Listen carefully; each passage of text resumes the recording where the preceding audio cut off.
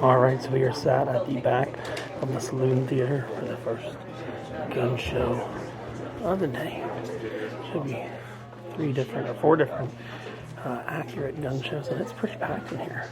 It'll be interesting. We're going to go see at least, I think I could fit at least 3 gun shows on the schedule. So don't make any noise once the show starts.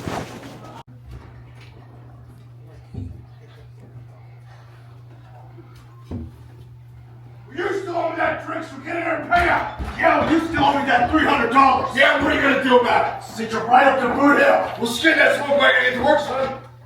You both owe me money, and I've got 2 guns. One for each. You gone? Hey! Behave yourself, boys, we got guests! Witnesses. Welcome to Tombstone, folks, and welcome to the Saloon Theater. If you would please take out your tickets.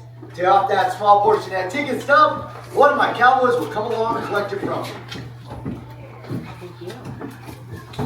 Now, folks, hang on to the other part of those tickets. They are good for discounts around town. Your first round of drinks over here at Four Deuces Saloon. They do have sarsaparilla for the little ones. Beauty John's Barbecue on 4th. The Ice Cream Coffee Shop on 4th.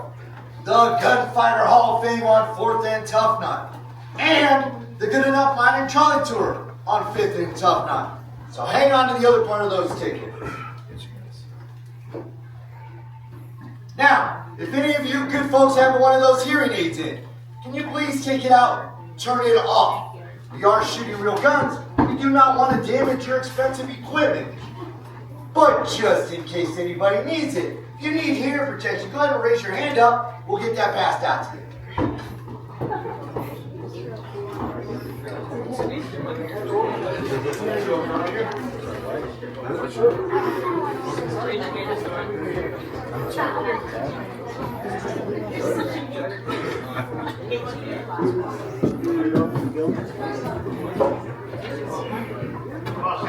I got you. One more. Hey. Dose.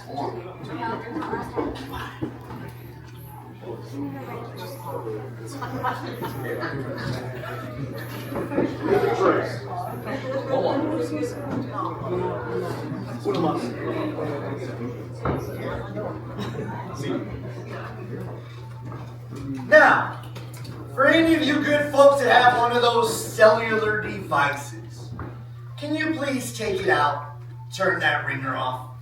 You are going to use it to take photographs with. We ask you to please turn off that flash for your safety. Some of my cowboys have a real bad tendency to shoot towards that light. It gets a little problem. Now, folks, I do see we have some little ones in the crowd. We are going to get loud and rowdy. If they do get upset, we ask you to please step outside, let them calm down, come back in and enjoy the rest of the show. That goes double for some of you adults. Yeah, you in the corner there. All right, folks, I'm going back to the 1800s. Who's coming with me? Yeah! That's what I'm talking about, folks. Let's get rowdy. You ready? Okay. Folks, the year is 1877. We are at Fort Grant, Arizona. Now there's a young man by the name of Henry Antrim. Now he's only 16, maybe 17 years old, so most people just call him the Kid. Now he loves to frequent the George Atkins Saloon, but he's got a problem. The local blacksmith, Mr. Windy Cale, for whatever reason, takes it upon himself to bully this kid. So let's see how they settle their differences. Back in the Old West.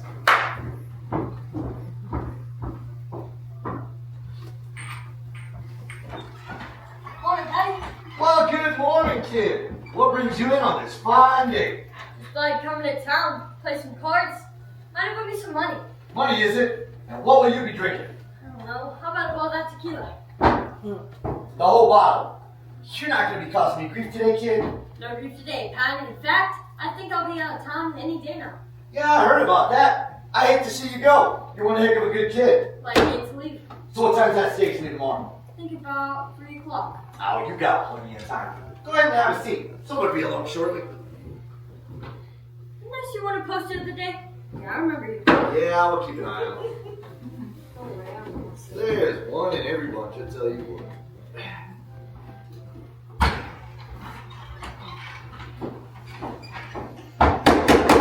Well, Mr. Cahill, as I live and breathe, what brings you in on this fine day? And what's so fine about it? The day just started.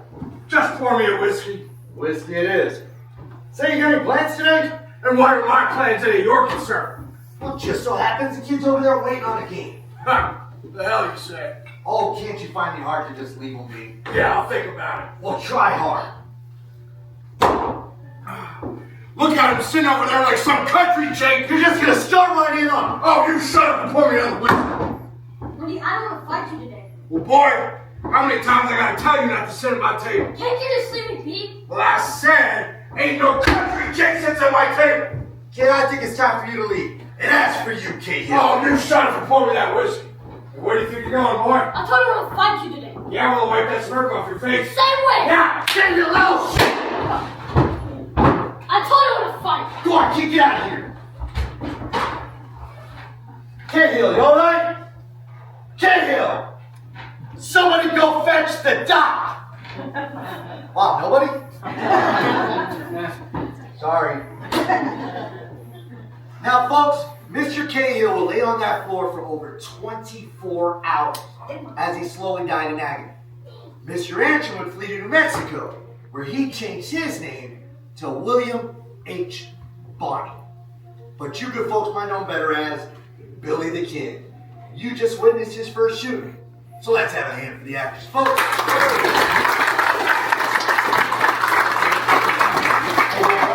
Getting up's the hard part. He ain't lying.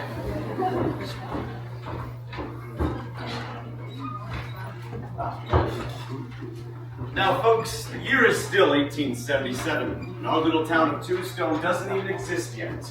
In fact, this is nothing but a patch of desert known as Goose Flats, and the only people here are renegade Apache Indians. Now, there is also a traveling prospector by the name of Ed Shefflin, who's come from Camp Huachuca. We know that today as Fort Huachuca. He's in search of any gold or silver he can possibly find. All the while traveling with the cavalry, they keep reassuring Ed that the only thing he's ever going to find out here will be his own tombstone. Of course, Ed didn't listen, and he went out on his own to find a strike of silver, roughly 1 foot wide by 50 feet long. Now, like any sane person, Ed staked his claim. And when you stake a claim, folks, you've got to name it. So with some humor in mind, old Mr. Shefflin decided to name his claim Tombstone. You guys missed your cue, by the way. Now, let's jump ahead 4 years, folks. The year is now 1881, and Tombstone has become one of the largest boom towns of the Southwest.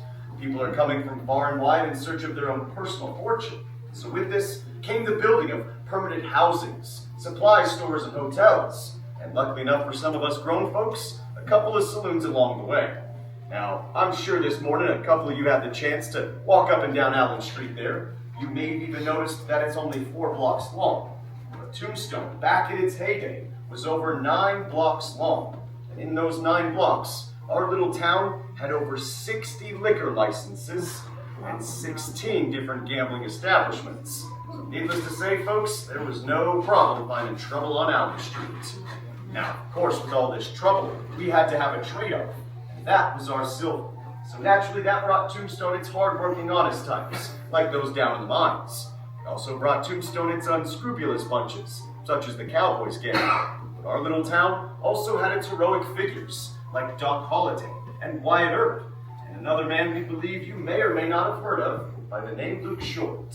Now, Luke, he was a fine dresser, a good gunman, and one hell of a gambler. It was once rumored that Luke could count cards, and back in the 1880s, that was something rarely heard of, if even understood. So most men, they would often call you a cheat. There was a man that accused Luke of cheating by the name Charlie Storms.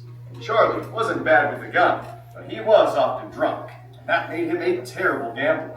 He had lost all his money gambling Luke one day at the Oriental, and decided to head back the very next, determined to win his stakes. And working that bar was a gentleman by the name of Pat Masterson. How to do that?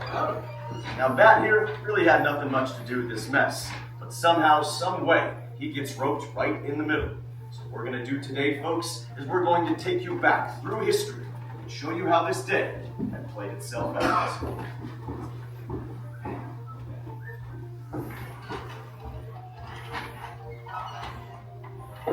Top of the morning to you, Bat. Oh, well, good morning, Luke. How are you this morning? Well, any day above ground is a great day. That sounds good. Well, breakfast. Well, absolutely. Well, come right up. Say, you don't appear to be too occupied. How about yourself to a hand or two? Well, you know what? I don't mind if I do. Now that's just capital. But hey, I heard about that game last night. Trust me, that was no game. Oh, did you clean them out? Oh, no doubt. In under 5 minutes? In one hand.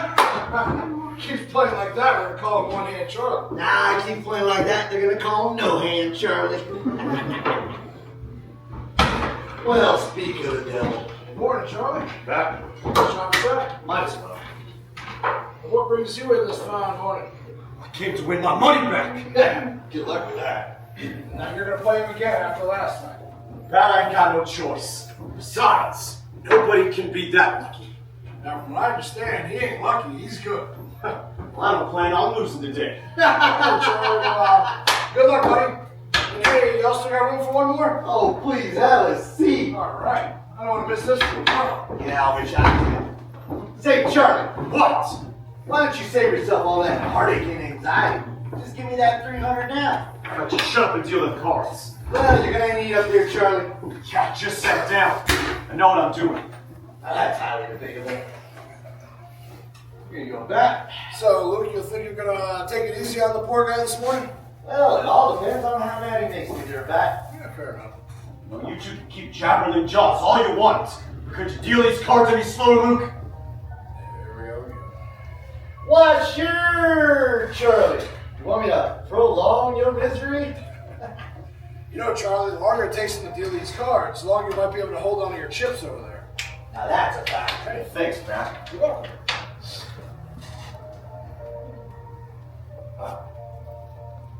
All right, Charlie. So many cards would you like? 5! 1! From off the top! You best watch your mouth, there's storms. Sure. All right, Bat, how many cards would you like? Oh, that's what I needed right there. What? Well, with a face like that and a one-card draw, I'm out, gentlemen. Well, bye. Yeah, I don't blame you there, Bat. All right, Charlie. What's it gonna be? Okay, Luke. Let's play. Charlie, wait. I'm all in. Now, what's so funny? Now, what the hell's that, Charlie? You know, if you spread out your stakes a little bit, Charlie, you might be able to play 2, maybe even 3 hands. Now that is a novel idea. Yeah, no need, Bat. You know, Charlie, you made that same stupid look last night.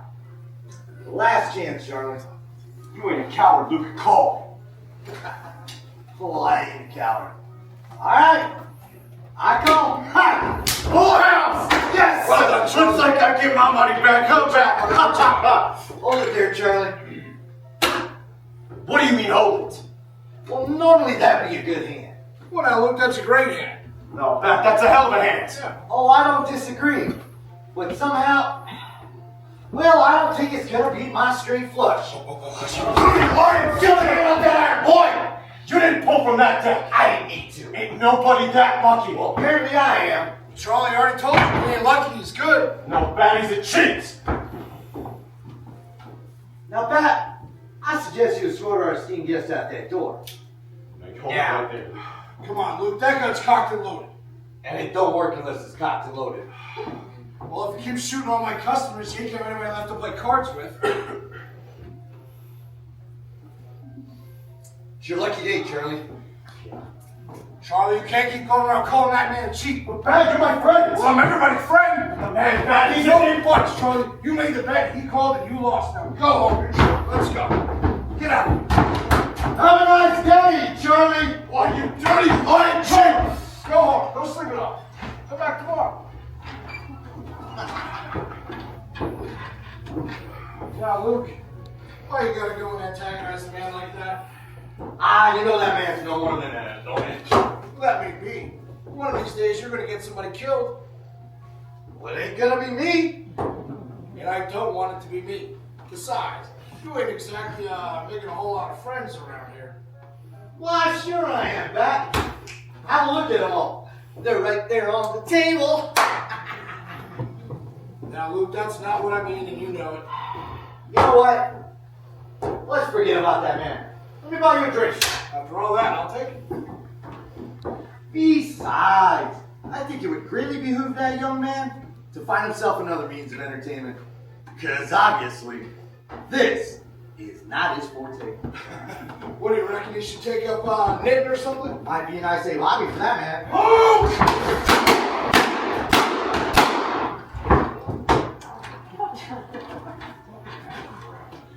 Well, Bat, you sure picked the damnedest friends. Well, I reckon I do, Luke. No, cheers, folks.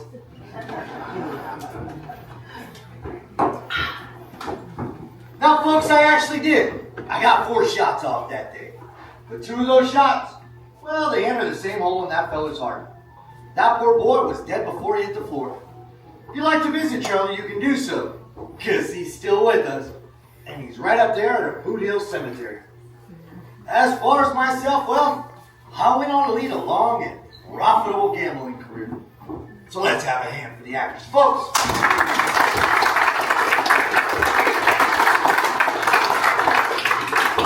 Better luck next time, Charlie. Have a good one, Charlie. Take her easy, Matt. Well, folks, you might not be aware, but diet shooters make a man thirsty.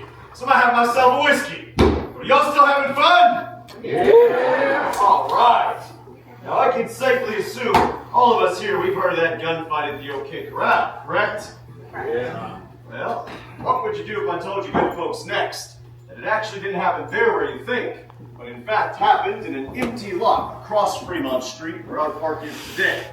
However, the people in Hollywood decided you good folks wouldn't go see a film called The Gunfight at an Empty Lot, so I changed it up a bit. However, that gunfight, it was still among the Cowboys gang, Burps, and Doc Holliday. We have the rarest photo of the Cowboys gang hanging right above our ATM on the back wall. As well as in that same frame, there's an informational index to tell you how, when, and where each one of those men had died. 2 men in that same photo by the names Ike Clanton and Billy Claiborne. Those 2 ran away from the gunfight at the OK. They were branded as cowards. Ike, he met his maker in 1887 rustling cattle. Claiborne met his a little sooner. See, while he did flee Tombstone, Claiborne returned 2 years later. He insisted on everyone calling him Billy the Kid Claiborne, after his supposed friend and idol, the real Billy the Kid. It's also said, folks, that Claiborne has another friend by the name Johnny Ringo. We all heard of him, right? Stuff. Now, typically in Hollywood, it's depicted as Doc Holliday being the killer of Johnny Ringo. However, we here in Tombstone believe another man's responsible. And he is the most dangerous man to have ever walked our streets. And his name is Buckskin Frank Leslie. Okay. Hey there, Buckskin. I wasn't talking about you or nothing, right, folks? Yeah. Real decisive, appreciate it. How was your day? Well, any day's a good day for a killer. Well, folks, as we can tell here, Frank is a mean one. In fact, Buckskin there had shot and killed 11 men in 11 months. Once he even shot and killed his own wife. Oops.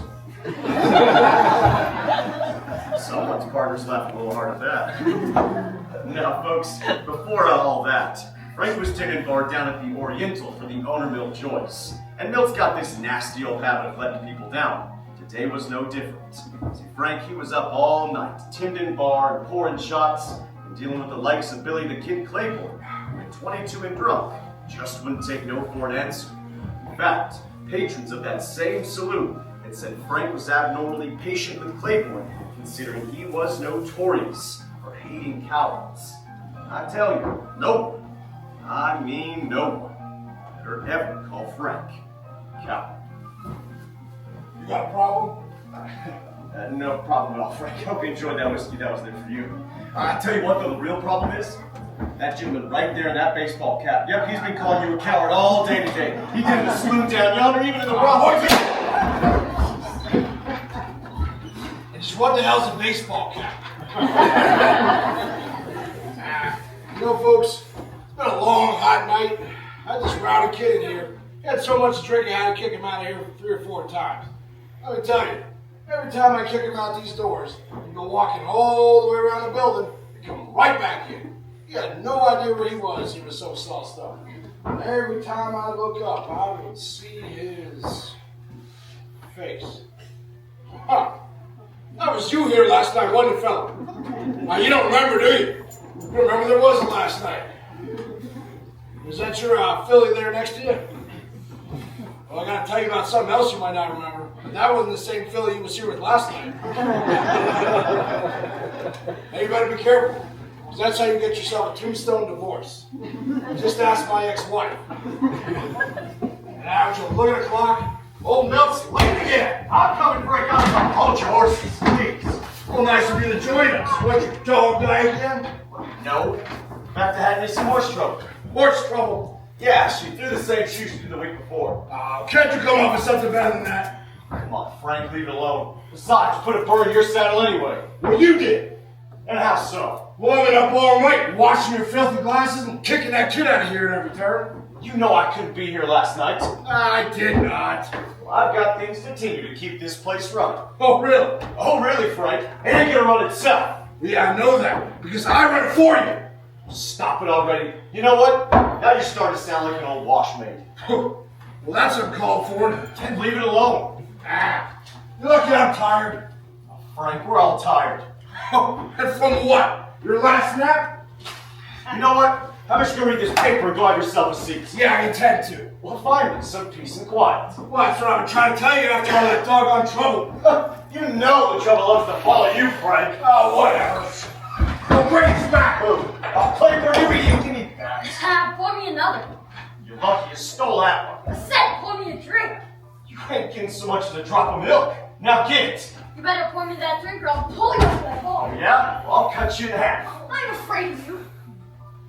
Frank, What? did you get the kid out of here? I can't right now. Why not? Well, I guess you'd say I'm having me some of that, horse trouble. Good one.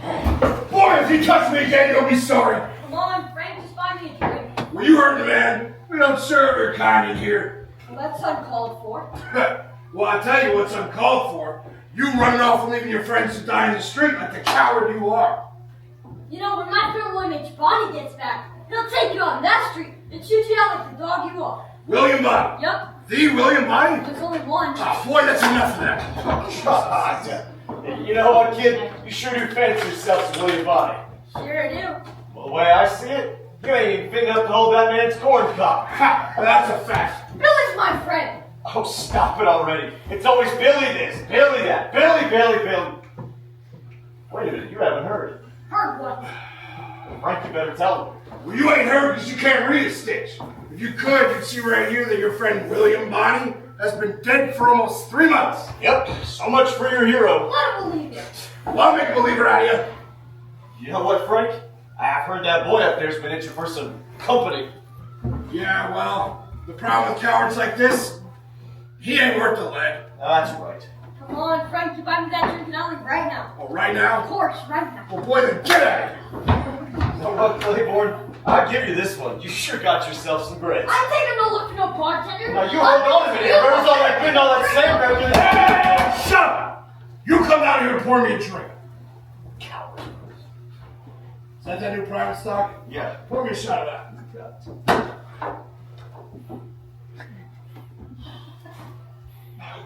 Hey, would you look at this fella? He ain't got no sense to walk around a bar. Claiborne, we're down here. Quit it. Claymore! Ugh! You stink, boy! I don't know what smells worse, you or that pile of horse manure out back. Oh, trust me, that smell is him. Well, go take a bath. Hold on, why don't you just put the kid out of here, Frank? And why don't you let me finish my drink? Come on, Frank, you owe me a drink. Why can't I just have that one? Boy, I don't know you nothing. In fact, your next drink's at the saloon down yonder. I suggest you go fetch it. You know, Frank, I know you killed my friend John Ringo. That paint. So why can't I just have that drink? Frank, you didn't need to do that. Didn't I say if you touch me again, you'll be sorry? Yeah. Were you hard of hearing? And now, Frank, don't you make no mess in my saloon. I wasn't ready to be no mess, Milt. Because our friend Billy the Kid Claiborne here was just leaving. Weren't you, Billy? Yeah, I think you could keep that drink. Good. Because the next time I throw you out these doors, I'm going to turn your head into a canoe. You're messing with the cowboy. I don't care who you are. I said get out. You're gonna see me real soon. Yeah, well, you're going to see me one too many times if you ain't careful. Now go. Get out of here. Come on. Look at this mess. Where's my drink? Oh, come on, Frank. Sorry. Tell you what, though, I'm gonna join you on this one.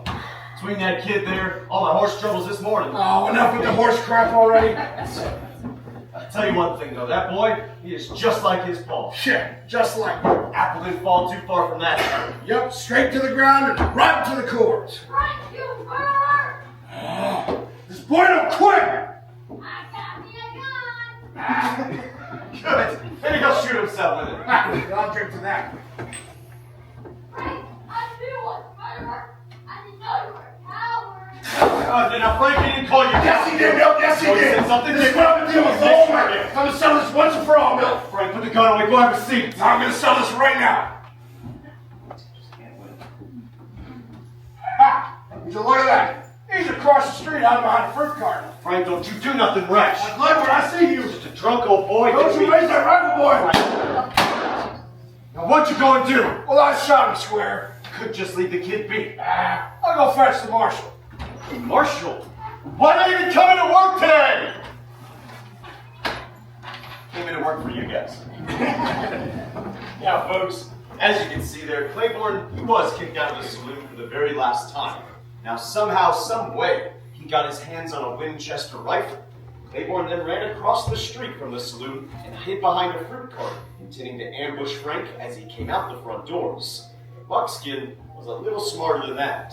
See, he exited out the side of the saloon, taking Claiborne completely by surprise. 2 shots rang out that day. Claiborne missed. Frank didn't.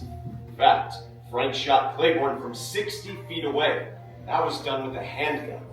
When the marshal showed up to take account of what had happened, police said Frank was still smoking the same cigarette he had lit while in the saloon, and was then quoted saying, "Sure, I could have done more, but I wouldn't have done no less." Now, the real reason why we here in Tombstone believe that it's Frank that's responsible for Johnny Ringo's murder, well, that had come from one source and one source only, Claiborne himself. See, it took Claiborne an hour to die, and in that time, he refused any and all forms of medical attention, just so he could keep telling folks that he saw Frank shoot and kill his buddy, Johnny Ringo. Now I ask another round of applause for the actors, folks.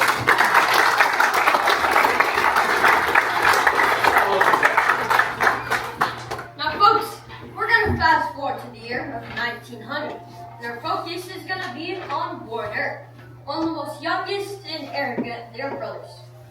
Now, Warren, he left Arizona and he went to California, but did come back 2 years later to one of our neighboring towns of Wilcox. There, he found a job as a range detective on Hendricker's Ranch. He works above a man named Johnny Boyette, who Warren torments relentlessly. And it all comes down to a boil on the 4th of July. And Warren picks up Johnny, spins him around, and throws him into a tree, utterly humiliating Johnny. Now, of course, this started a fight, but they were quickly broken up. But they do meet 2 nights later at 1 a.m. at the Brown Hotel. And this is one of the best examples why you never, ever bring a knife. That looks right at Tombstone.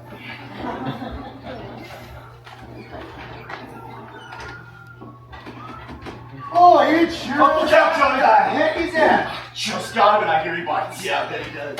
Hey, pour me a whiskey. You got it. So, what brings you in today? Nah, it just won't cool off out there. Well, I hear you. Days I can stand. Something about these nights just can't get a lick of sleep. Yeah, I thought I'd come in on a couple of these. It's just so dang hot. It's about to get hotter, Johnny. What do you mean? Just look behind you. Oh, all the people. Is this why did you serve cowards in here? Now, don't you start it on me, boy. What are you doing over there, Johnny? Stay down there and mind your own business. Well, today you were my business. Every day you seem to make it that way. Well, I heard about that rumor. Yeah, what rumor is that? $150 to gun me down? Is that a fact? Yeah, that's a fact. Well, hell, I would have done it off the cuff. Half of this town wants to see you dead anyway. So just leave me be. Just come on back, finish that whiskey, Johnny. It's on me. And the coward walks away, folks. Just stay over there. Well, why don't you stand your ground? You know what? Let's go. That's enough! Johnny, finish that whiskey. Warren, what will you be having? Well, my drink sure ought to be here anyway. Look at him, Mr. Manners and all. Oh, and what's that supposed to mean? Let me ask you a question.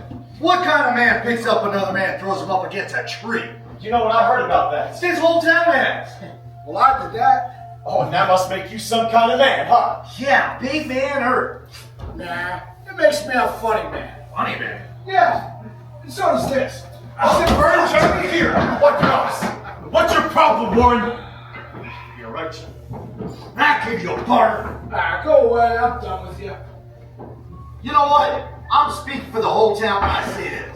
We're tired of your bullying and your bragging. Why don't you get with the rest of your clan and get out of here? Yeah, and why don't you say that again to my face? You ain't nothing but a big old bag of wind living off your brother's reputation. Go get yourself a gun, little man. Well, I'll give you a gun. Okay. Why'd you go and do that? What's it to you? Because this is my saloon, and you're gonna pay for that drink you threw in his face. Oh, yeah? Oh, yeah. Then why don't you go ahead and clean this one up then? That's all you're good for anyway. You know what? I would expect anything less from scum like you. Well, you know, if my brother Wyatt gets Oh, your brother Wyatt, huh? If it wasn't for your brother Wyatt, you wouldn't get any respect at all in this town. well, I get all the respect I deserve. Go blow off, Warren. Oh, piss up a rope. Warren! You've been begging for that ball to drop. Well, here it comes. And the coward returns, folks. Turn around. No. I said turn around. Whoa, whoa, whoa, whoa, whoa. You're gonna shoot me in the back like the coward you are? I told you to turn around. It's a lot more than you would have done. Come on, Johnny, what are you talking about this? There ain't nothing to talk about. But I ain't even healed. Yeah, I don't even believe you there, Warren. No, don't believe Johnny. You better put that gun down. Take You it back. better put that gun down. What are you gonna get back? This is what makes it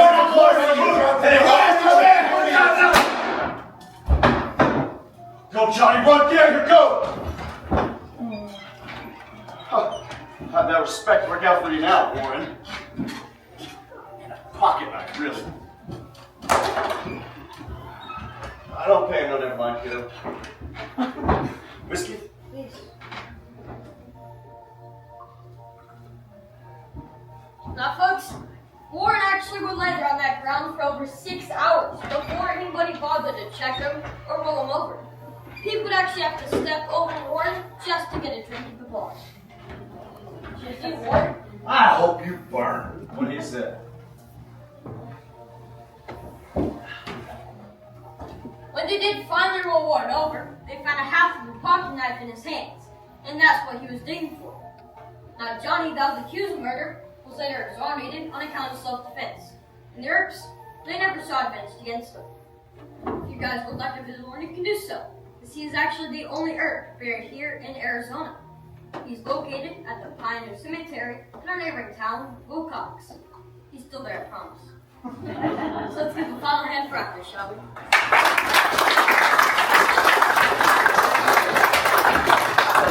Everybody enjoy the show! If you nice folks would give me a moment, I would like to introduce our actors to you. That handsome gentleman on the end is Dynamite Nick. Thank you folks for being here, thank you. This tall drink of water is Doc Smolliday.